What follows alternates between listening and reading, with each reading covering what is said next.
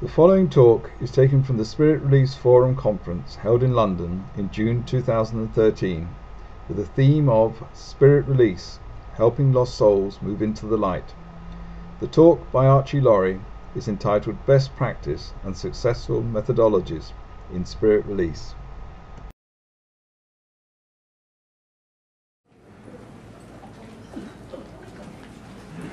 Welcome everyone. We're just gathering up the last few individuals. Wonderful to see you all here for this conference. I'm going to start by asking Frida to do a short little introduction and attunement, because we're considering lots of aspects to do with spirit, and it's probably important that we invite the right qualities of spirit to be present here with us.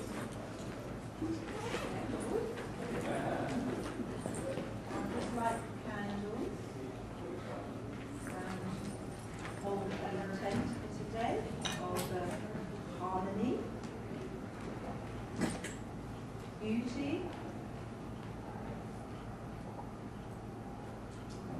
unconditional love. As you put your own intents in. So if I ask you just to make sure that you put your phones on silent, you don't want to switch them off. We've got lots of technology in the room, I can feel it all buzzing away.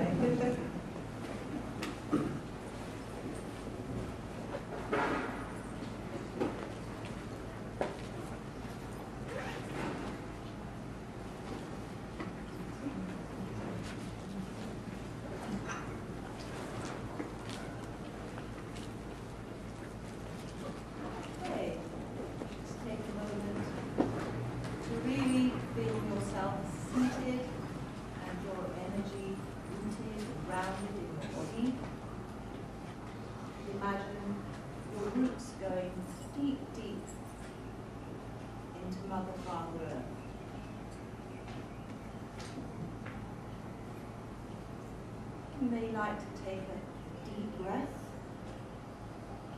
and then exhale all that energy down through your body into your roots, allowing them to connect further the heart of the planet. And then focus on your heart plane, where your seed of divinity lies, your omnipotent power and connection to your higher self. Take a deep breath, fill that heart flame, and then exhale and allow that energy to go right through all your limbs and torso, down to your roots, and expand your bubble of light around you.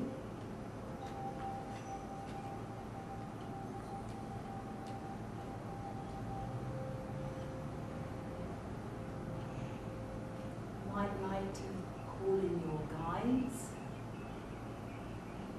your energies, your etheric tools, your protection.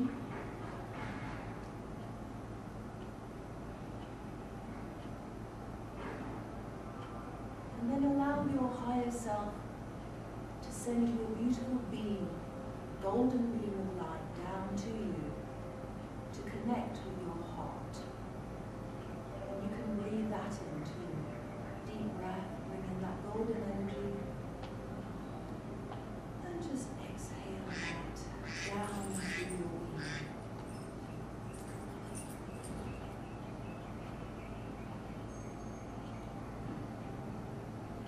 I've asked the archangels to set a beautiful ring of light around us, around this whole area where we are today.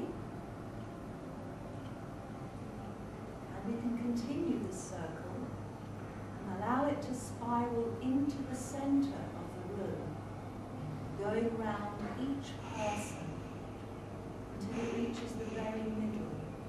You may like to send a thought of love, of unconditional love, yourself to your left, to the partner on your left, and just imagine or visualize this beautiful circle going round and around, coming into the center of the room, creating a beautiful spiral of light.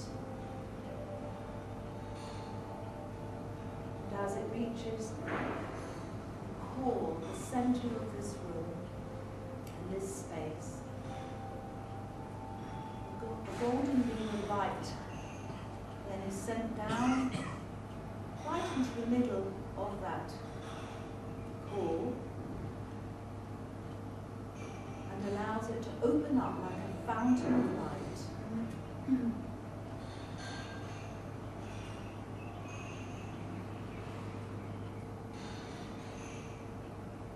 bathe in that beautiful light. And then I'm asking and intending that we can all have our individual space around us, but we are part of the team, and we're going to be experiencing the day-to-day harmonic, good vibrations, positive intentions. We can call down our wisdom, and our knowledge, and our light energies. And then to bring yourself now back into your center. Bring your light in a little bit, allow some space around you, and really focus on your physical body, how you are now the conduit for this energy, bringing heaven to earth through your physical being and manifesting it here right now today. And with that thought, hold a sense of balance and harmony, and a space for anybody who comes later so they can also integrate their energies with what we've created here today together. If there's anything else, I ask the ray of grace to please adjust, attune, redress anything that needs to be done. In the name of the Mother, Father, God, and the cosmos and the universe. And when you're ready, make sure that your consciousness is totally back in your physical body.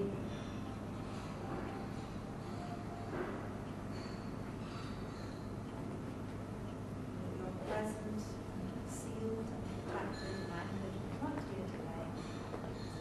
Saturday, 22nd June 2013.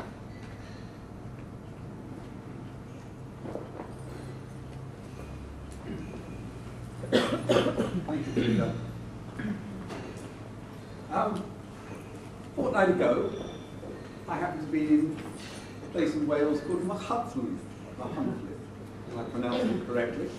And in fact, I was with a group of friends, and we were doing some exploration into the Welsh hills to some sacred sites which were there, and involved quite a lot of walking, climbing up in the hills. So by the time we came to check into our hotel, we were all fairly tired, and the four of us were there, we checked in. And one of the group, there was a feeling immediately of nice to go and have a nice hot bath to get rid of all of the tiredness. And one of the group came in, went up to her bedroom, took out of her watch, put it down, and then went into the bathroom, had a bath. When she came back, watch had gone, disappeared completely. Hunted everywhere for it, couldn't find this watch. So when she came down to the evening meal, she said, "That's funny, my watch has gone missing. Don't know what's quite happened to this watch."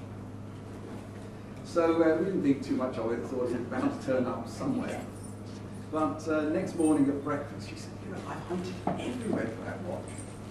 I distinctly remember taking it off, putting it down beside the chair, and then going in to have the bath." Well, one of the group there was very good at dowsing, so she was dowsing, and she said, I keep getting blocked, or something blocking all of this. And eventually she picked up there was something to do with spirit. But that's all we got. So we were sat around breakfast discussing this watch when the waitress came up.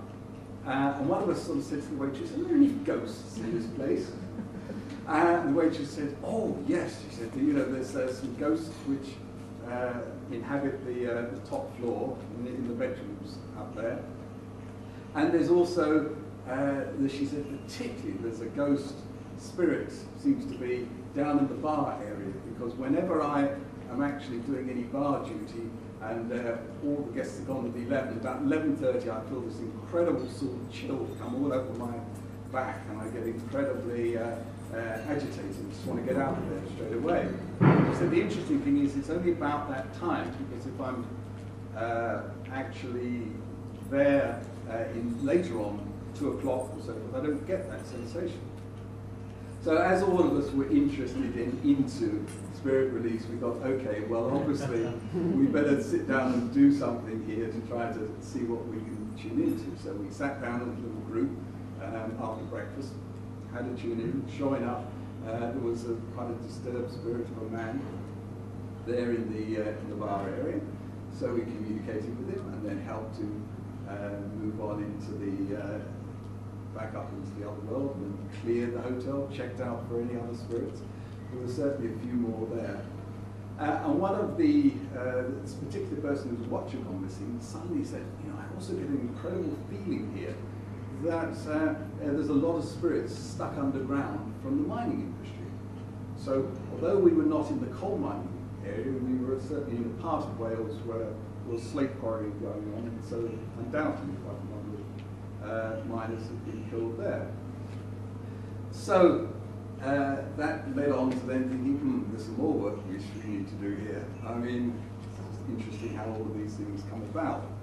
But of course, when we were checking out, we suddenly said to the reception, oh, by the way, if there's a watch, you discover a watch anywhere, we've lost a watch somewhere. The reception said, oh, no, we found a watch on the reception desk last night.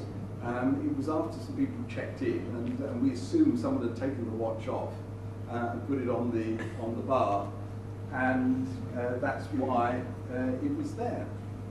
Well, a particular individual whose watch it was, and it was a double lock watch.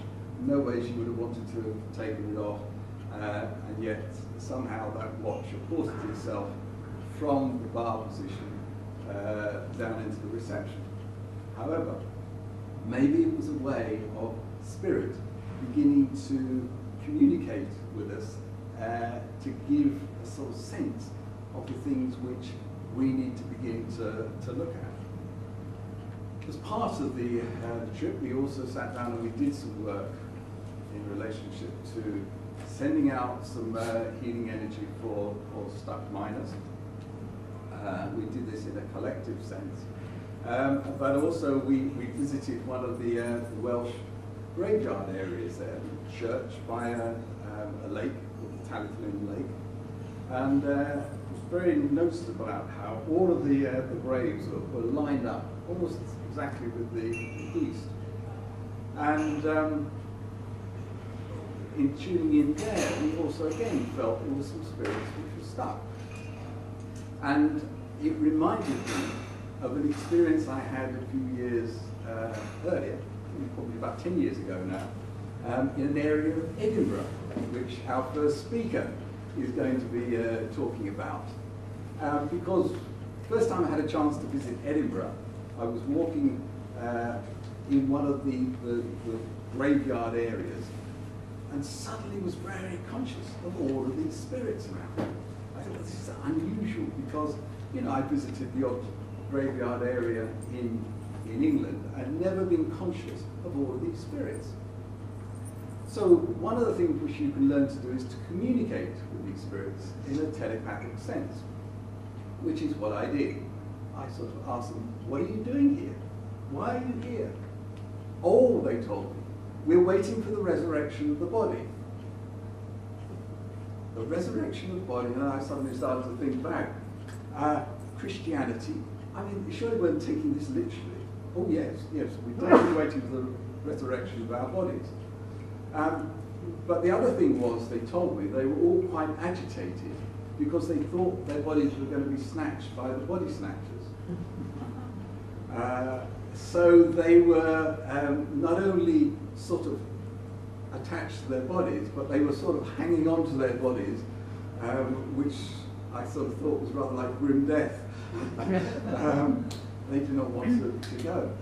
And it amazed me to think how our thoughts can help us become trapped. Now, I have no idea, and Lawrie, our first speaker, might, Archie, might give us some more insight in all of this. How many graveyards there must be in Scotland, but they're going to be literally hundreds, thousands maybe. And to think that all of these spirits are stuck, waiting for the resurrection of their body in a literal sense, is quite a sobering thought.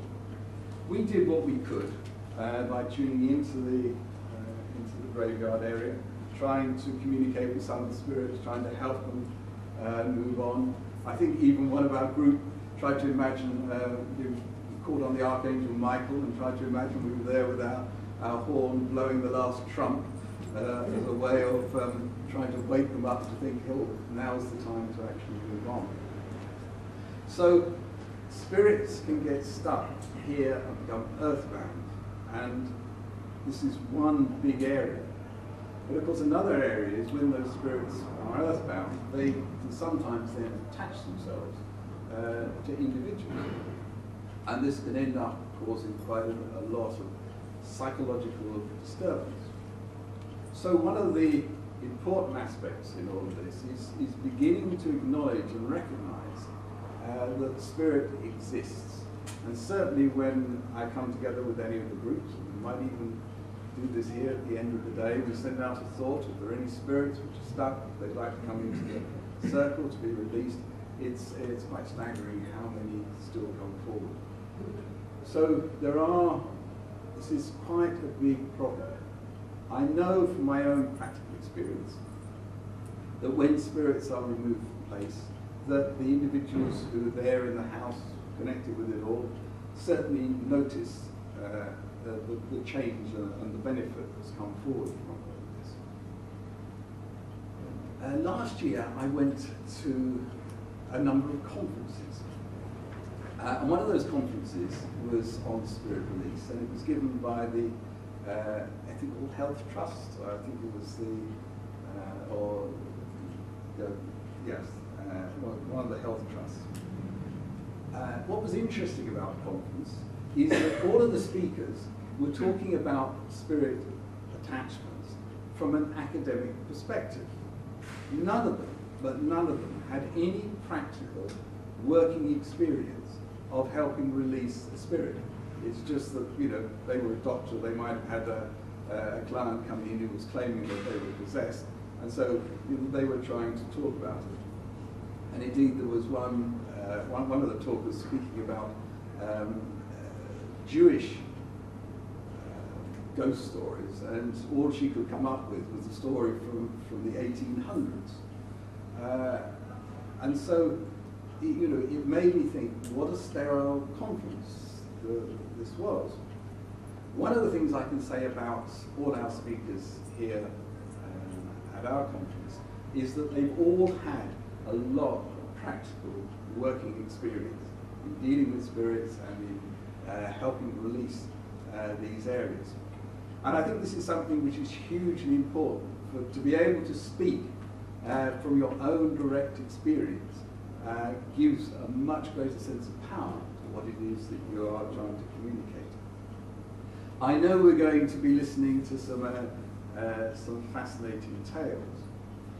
So what I want to do is to start by introducing our first speaker. He's Archibald Lawrie. Do you want to come up, Archie? Thank you. You've got my Sunday name. My weekly name is Archie. Yes. It is interesting, isn't it, how one's mind sort of sometimes jumps when you have a name which is also a Christian name as well as a sort of surname. Anyway, Archie is the president of the Edinburgh Society of Psychical Research. He's the vice president of the Scottish Society of Psychical Research. And he has had a lot of experience. We were talking last night at the coffee table, where I think it was over 600 particular cases which he's been working on in Scotland, or maybe many, many more. So without further ado, I'd like to welcome all the way from Scotland, land of great energy. I've got probably a lot of stuck spirits. Not as many as there was. Absolutely. Archie.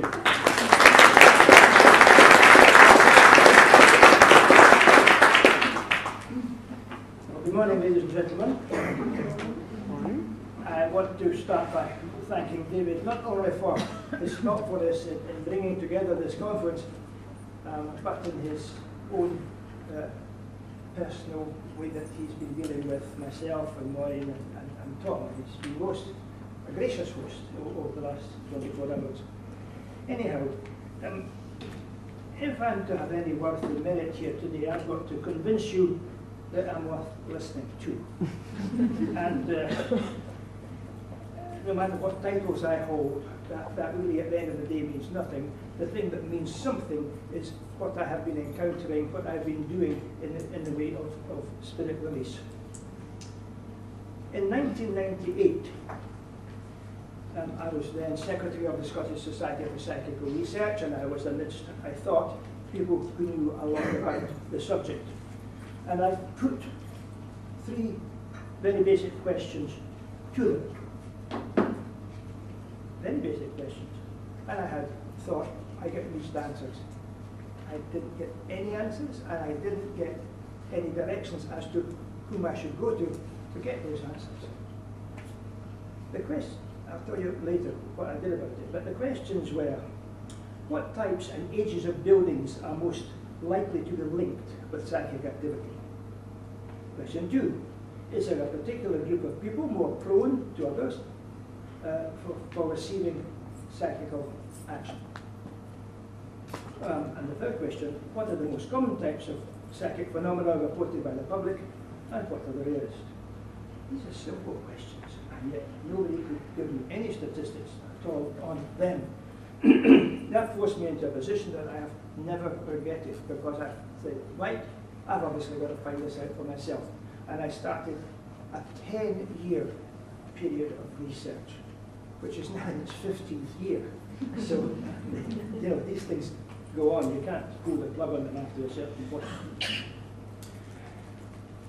To gain what I wanted to gain, information, statistics, I had to ally myself with an expert medium. I picked the medium with a pin out of a list, but somebody up there was on my side, because not only did I get a cracking good medium who turned out to be world class, but together we worked on her abilities to increase them, because she had abilities like psychometry, and the ability to touch an object and to gain information from it. She had never done that, and together we developed that. we moved forward until, of course, I got the answers to my original questions. I can now tell you categorically that 88% of psychic activity is in ordinary domestic homes. Your homes, my homes. It's not spooky places, it's not churchyards, it's not castles. It is ordinary homes. 88% of my cases have been ordinary homes. Now, of how many cases, David was quite correct. To date, as at the beginning of this week, it was 664 fresh new cases. Not cases that I got out of books, cases I've gone to, visited along with my medium or another medium. I've got various mediums I can use, and we're going to talk about that later. The answer to the second question, I can identify no particular group of people who are more prone to be to psychic phenomena than any other. It's right across the board. It's not race, it's not creed, it's not culture. It's right across the board. It's not even age. Although there's age bands that you're more likely to be moved in on by psychic entities. I did discover that regarding people who purposely want to link to the psychic world, like mediums, that took me by surprise because it is linked to DNA. DNA. Now, I have no idea how or why, but that is a whole new band of experimentation, research for somebody. I haven't the capacity or the knowledge to do that. It's somebody, a geneticist like, say, Jim Wilson or something like that. And the third question that I asked that I could never get to answer, what is the commonest form of psychic activity? And it was a sense of presence. A sense of, it's a kind of nebulous thing, but it's a sense of presence. Something psychic is around you. And I'm going to talk about that in more depth in a few moments. The rarest one, what's the rarest?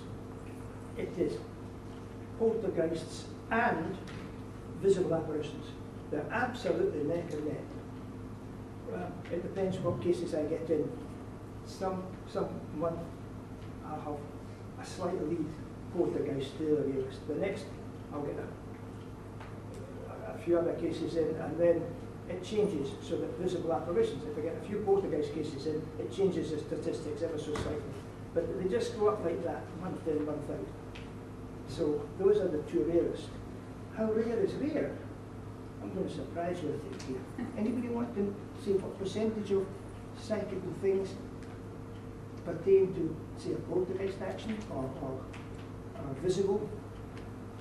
It's less than 1%. It's less than 1%. And yet, Hollywood is all about visible ghosts.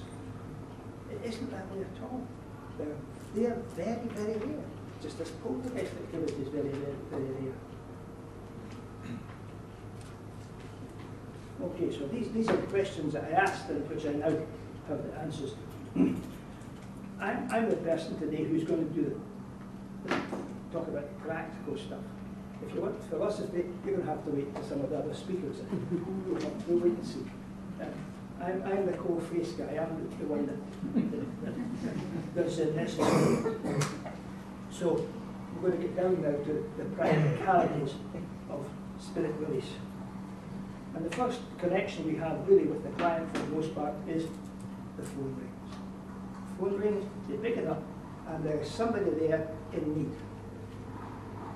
I was getting so many calls in some years ago that I took myself out of the telephone book, and I'm still getting lots of contact in. Here's a statistic that will surprise you, and I'm going to ask you for an answer before I go on. If you don't answer me, I won't go on. when that phone rings and says, I think I've got a ghost in my house, that's the phrase they use. I'm not particularly fond of the word ghost, but okay, that's what they say. I've got a ghost in my house, I think. What percentage of likelihood should we expect at that point? Do you say to yourself, well, you've got 50-50% of being correct, or you've got 10% of being correct, or 75%? What's the answer? And you go on, be brave, be brave. 50-50. 99%. 99% of the calls that I get when we go out, in all sincerity, check them out. You've got something there. That tells us something, doesn't it? That tells us there's something in this human psyche, whatever that is, that can detect.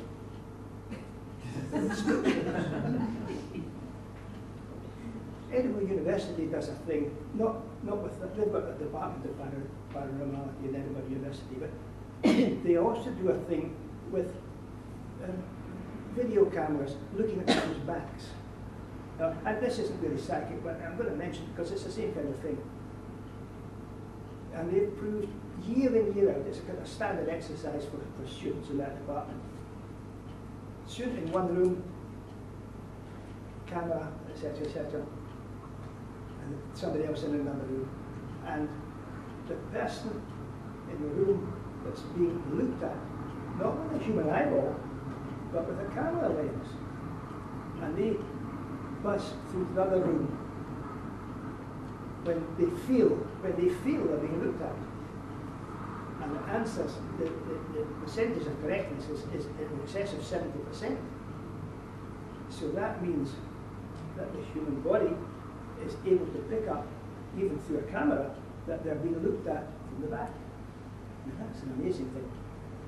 It's not psychic, but I feel it's something akin to that.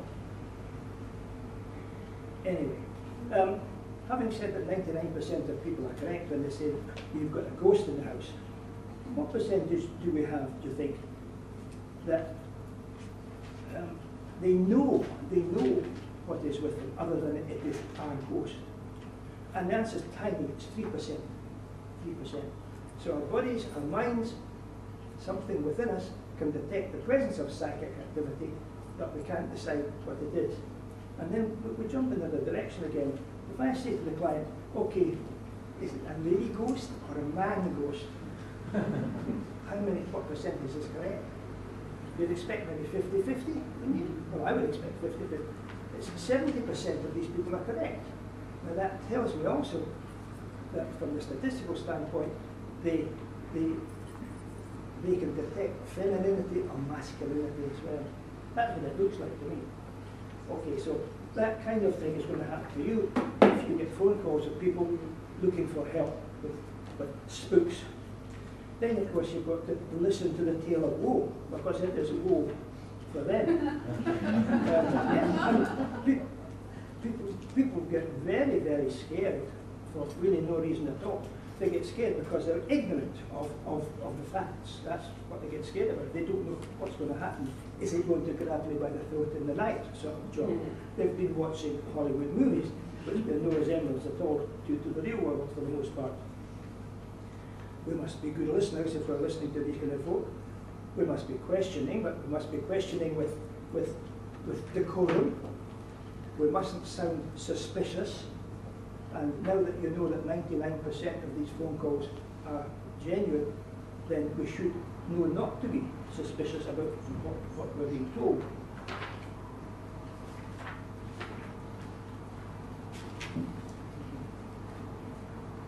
I wouldn't attempt. I believe in working on site. You go to, if at all possible, you go to the property where the person is experiencing something of a psychical nature.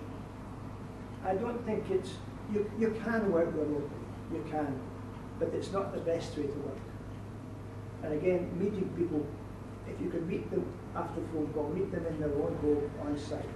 Don't meet them in a nebulous place like a public park or a cafe to chat it out. And I wouldn't meet them in your own home unless in an emergency situation. Who goes out to visit them? Well, obviously you do, but who goes with you? And I always take a good psychic. I'm blessed with the ability of having several psychics of quality at my fingertips. But I keep coming back to one, a lady called Francesca in my books. Well, it's commercial break time now. At the left-hand side there, you will find some of my books. If you've no money to buy them or no inclination today, you can peel off a label and take it away, and that will remind you later on. Anyhow. Excuse me, Archie, can I ask a question, just in between? Supposing it's, I mean, I'm presuming that you're handling Scotland. Yes. Supposing it's 9 hours the other way. Yes. Well, and then you come back and you're there 3 hours. You have territorial limits to a degree. I have done one remote thing in London, which was very successful from the area where I live. But for the most part, I have a territory, and the territory, my territory is the band of central Scotland, yeah. The border areas, and indeed Northumbria, so to say, down that way. The cost of the petrol, if you I don't make any charges for those services. It's a charity as far as I'm concerned. If I can get better money, fine. But many of my clients can't even afford that. So I just leave it. But there isn't. It's a territorial thing to a degree. Right then, as I say, who goes out to visit the client? Well, you go out to visit the client. Your trusted medium goes out with you. But I think there's a place for a third person, and I wouldn't go beyond this. And the third person is a learner. We've got to have apprentices, shall I say, coming up through the system. And so I wouldn't, if somebody came to me and said, look, I'm dead keen to go along, and I will okay it with the family, I'll okay what I said, myself and my medium's coming along, and if you don't mind, I've got a learner that I've never been turned down with that. So 3 of you, but no more than 3 of you. The society to which I belong, the Scottish Society for Psychical Research, they have groups of people going out, but I don't like that. I'm not for it myself.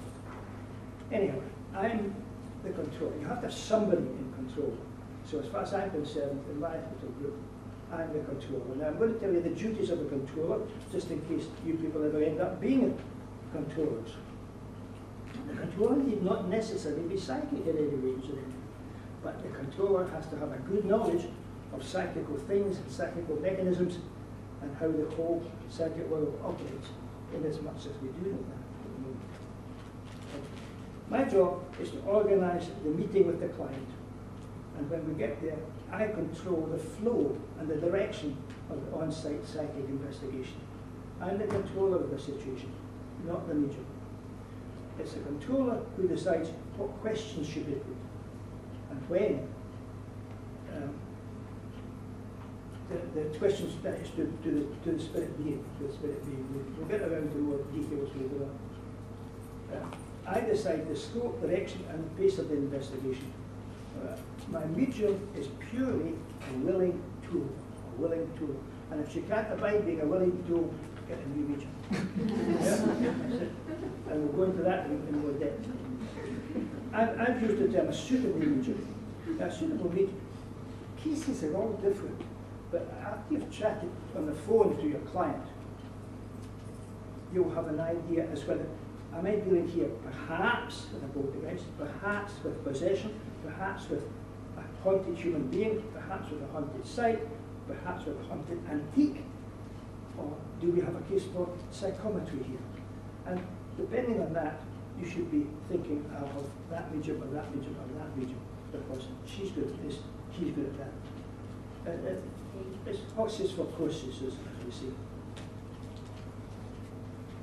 I'm blessed with Frances because she has a capacity which I would suggest that you all try to inculcate in your mediums. Frances gives what she gets. She locks the spirit, she goes into her trance, she locks the spirit, and she tells me what she's getting. After a point, we'll have fact A, fact B, and say fact D. We'll be missing fact C. Now, Frances would say, sorry Archie, I can't for the moment get that fact. Other mediums, they do what we don't want. They'll make up C to fit the bill with their conscious mind rather than their link to spirit. And that is no good. You better say that kind of medium, look, it's me that has to make the decisions, it's you just going to make the contact. Don't make it up, please. And I'll tell you I could go on telling interesting stories where you're going to situation A, and before you know it, you're in situation Z. And the good thing is that Frances will tell you what she gets, even if it's not pertinent to what you think you're heading for. A little village inn close to my house.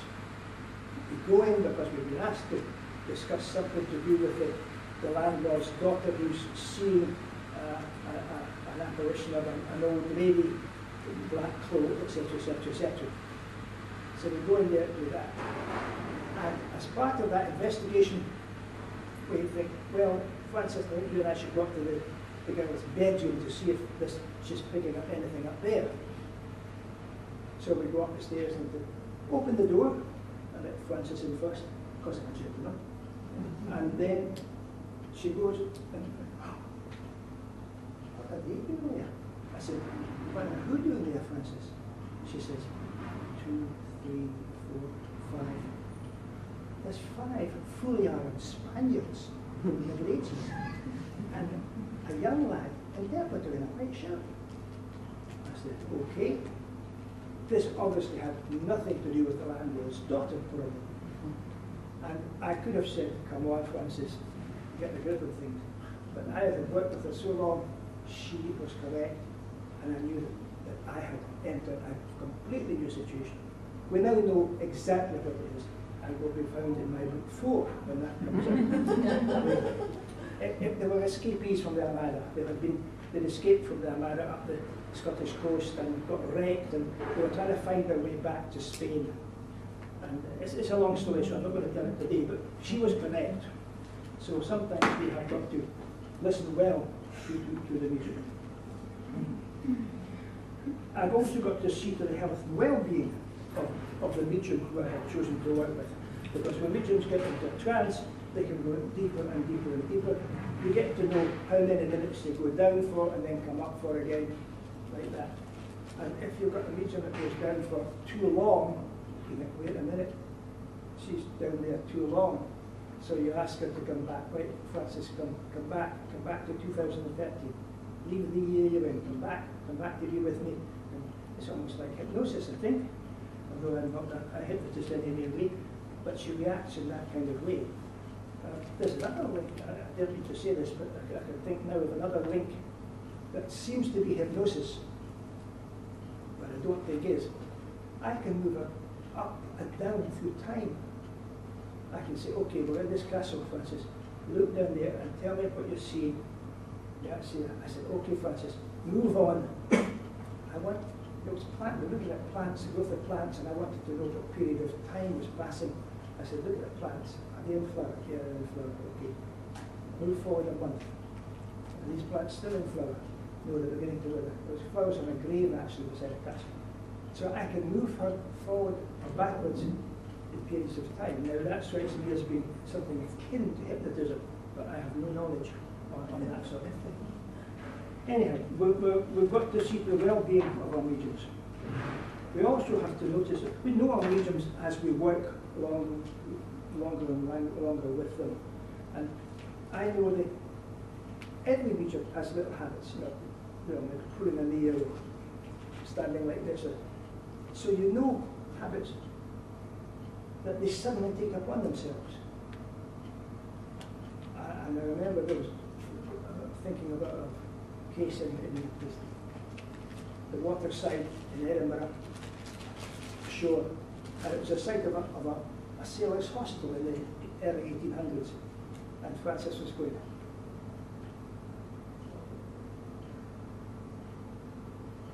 And I said, what do you do, Francis? Because I knew it wasn't one of her foibles just to do that with her hand. She was putting crosses, that she was signing with a cross, that she had, as a sailor from the 1800s, wanting lodgings in this hostel, she had signed, the sailor was signing that he understood the rules of the hostel, despite the fact he couldn't read them, of course, but he was signing that. So you've got to pick up on things that the medium's doing, and of course there's illness as well. You'll find as if your medium might be taking a heart attack when you knew perfectly well that she was healthy when she came out, or she'll begin breathing deeply because she's a spirit being, she's locked onto a spirit being who died of sea pneumonia. You've got to know your medium and to observe your medium.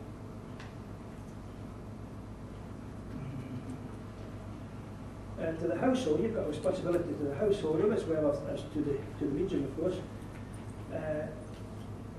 You've got to tell your householder when you walk into the front door, look, there's not going to be any mumbo jumbo here. You're not going to be swinging incense or saying prayers or doing anything of a ritualistic nature. I'm not saying it shouldn't be done. I'm just saying that's how I go into the situation. In fact, let us take an extreme situation where you had a Roman Catholic spirit being, who was staunchly Roman Catholic, and somebody tried to carry out a non-Roman Catholic religious action, you might end up with a bigger mess than you started with. So my suggestion is that you keep religion or ritual to one side. I certainly don't need it in what I do with person to person. But perhaps you feel that religion should be brought into this, and I wouldn't know how to handle that situation. So you put the householder at ease, and there's nothing going to grab. You don't know. I mean, you could be up in a planet almost as a psychical researcher when you go into that hole. They don't know what to expect. They've never met you before. They've never even heard of you before that phone call had to be made. So you've got to go gently with this person or these people. And at the end of the day, you've got to come to an agreement with them as, okay, we've got a spirit here.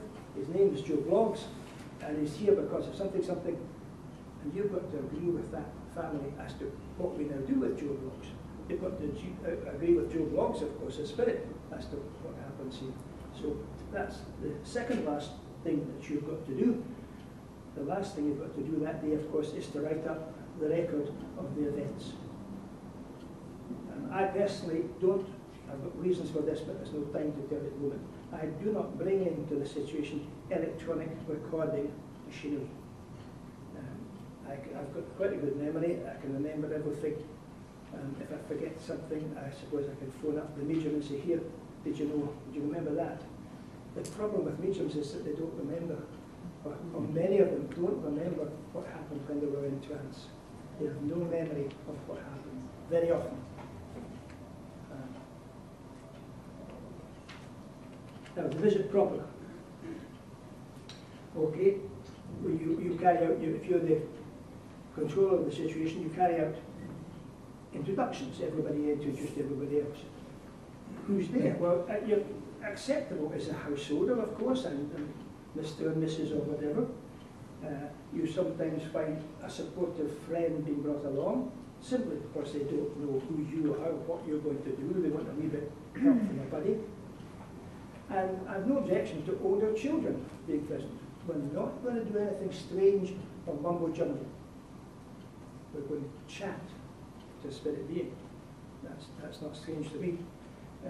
So older children, I think, can be exposed to such a thing. What is unacceptable is if you go in and there's a record player playing in the background or TV on, or too many people, you can sometimes have to say, sorry, look, we've got too many folk in the room here. Let's get rid of a few. And younger children or pets are a no-no, because you begin losing concentration. The medium loses concentration. It's no good. So a few people, and common sense will tell you where you're going to go after that. You will be offered coffee or tea or both. My way of dealing with it is, no, thanks, but no thanks. Let's get on with the job in hand, folks. That's my attitude. You can look around as you're standing there just talking. You can look around the bookshelves. Bookshelves tell you quite a lot about the family you're dealing with. If you find a lot of books on psychical matters, then you think, well, wait a minute, what have we got here, guys? You know, it's just common sense again. You ask the householder now to retell the tale that she told you on the telephone. That enables two things to happen. That enables your medium to quietly sit and to get a psychical feel for what's in the room and what isn't in the room. It also allows you, as the recipient of the phone call, to think, right, well, wait a minute, she didn't say that in the phone call, or she said something. You know, you're listening all the time for discrepancies. I'd like to say there are very few discrepancies. You need very few. But you might have to challenge her on a point or something like that. So that's the next bit of the meeting. And then when all the talking, all the tales be told again, you then turn to your medium who's been sussing things out and say, okay, I used it there, Francis. Okay, Francis, tell us what you're finding. And she says, oh, well, we've got a guy here, just as the house order says. He's a big fella, he's 6'6", and he's eating. And we begin going into the story. Every story is different, so I can't carry on with the tale here. Just now. Every case is different from then on. Our first aim is twofold. Obviously, to gain as much information as we can about the spirit being, whether it be a he, she, or a nit. You can get a nit, you get a dog, a cat, whatever. Sometimes they come by themselves, sometimes they come along with the owner. So be prepared to get an it. There's no reason why you can't communicate with it as well. It's exactly the same mechanism. Except, you know, we think that we are the rulers of the planet, etc., etc. The mechanism linking to the spirit world, whether it be a dog or a horse or a cat, exactly the same mechanism. It's exactly the same mechanism.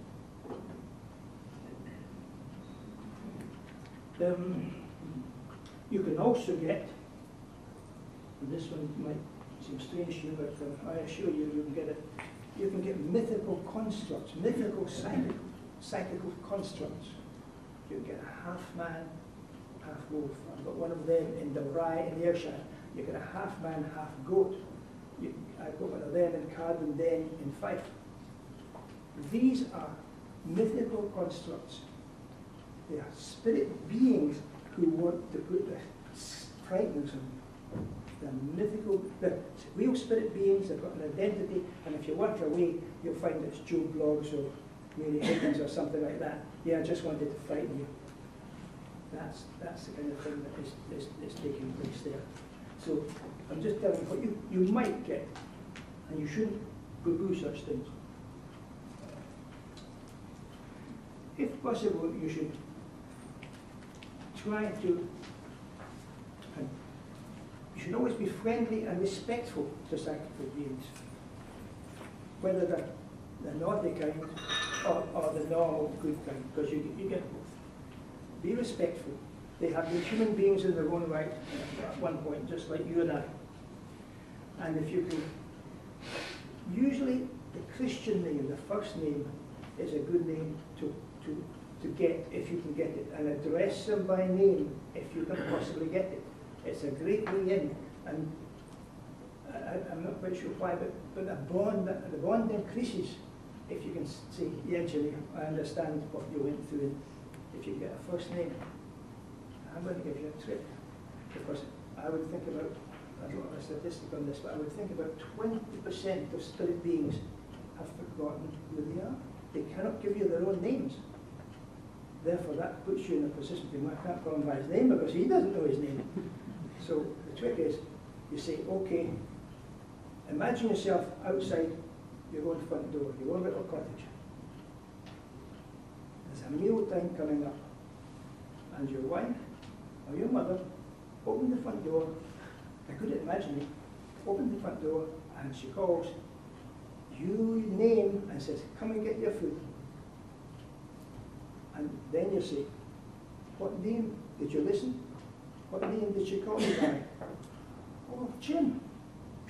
I'm Jim. I was Jim. And it's just like that. You can give them, you can make them, you can coerce them to remember their own name. Then you can use that first name to get really in there and get down to the nitty-gritty to find out what happened to them in the final moments. Because that, for the most part, has caused them to be on that side.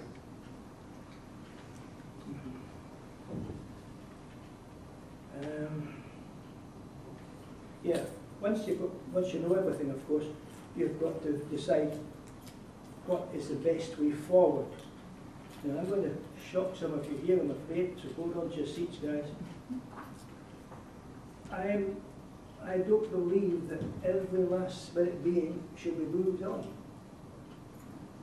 They know you've got to take cognizance of what they think. You've got to take cognizance of what the family wants and what you want. And I'm going to say that it's quite wrong to treat all spirit beings equally and to move them all on in some sort of holus bolus way.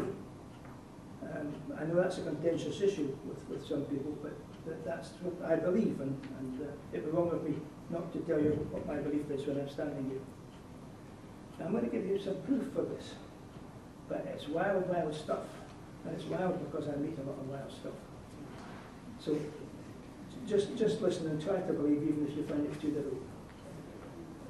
On the 15th of May 2006, we met for the first time the most remarkable poltergeist that I think we possibly have ever had on earth.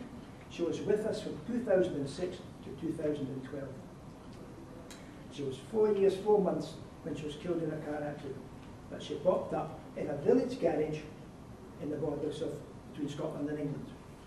We called her Maria. She was the most intelligent girl that I have ever come across. And as I say, we were with her for 6 years. And over these 6 years, she learned and learned and learned and learned from our world. She learned things she couldn't possibly have known before her own demise at 4.5 years.